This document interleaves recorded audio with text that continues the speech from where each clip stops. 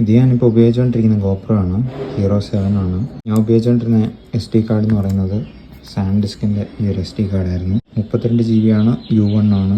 ഇത് ഭയങ്കര സ്പീഡ് കുറവാണ്. റീഡ് റൈറ്റ് ഇതാണ് ഇപ്പോൾ വാങ്ങിച്ചേക്കുന്നത്. സാംസങ്ങിൻ്റെ Evo Plus ആണ്. 130 MBPS ആണ് ട്രാൻസ്ഫർ സ്പീഡ് എന്ന് പറയുന്നത്. ഇത് U3 ആണ്. നമുക്കുണ്ടായിരുന്നത് U1 ആയിരുന്നു. ഇതിൻ്റെ കൂടെ ഒരു അഡാപ്റ്ററും കൂടെ വരുന്നുണ്ട്.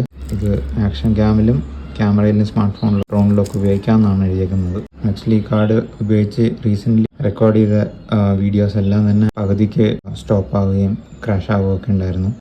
കാർഡ് റിമൂവ് ചെയ്ത് പിന്നെ ഇടേണ്ട അവസ്ഥയൊക്കെ ഉണ്ടായിരുന്നു.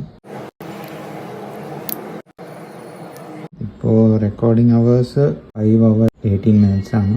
2K 4K 60 റെക്കോർഡ് ചെയ്യുമ്പോൾ 4 hours 13 minutes കിട്ടുന്നുണ്ട്. എനിക്ക് നേരത്തെ ഉണ്ടായിരുന്ന കാർഡിൽ 1 hour ആയിരുന്നു കിട്ടിക്കൊണ്ടിരുന്നത്. ലെങ്തി ആയിട്ടുള്ള ക്ലിപ്സ് റെക്കോർഡ് ചെയ്യുമ്പോഴായിരുന്നു പ്രശ്നം വന്നുകൊണ്ടിരുന്നത്. ഷോർട്ട് ക്ലിപ്പിലൊന്നും അത്ര അറിയാനില്ലായിരുന്നു മുമ്പും.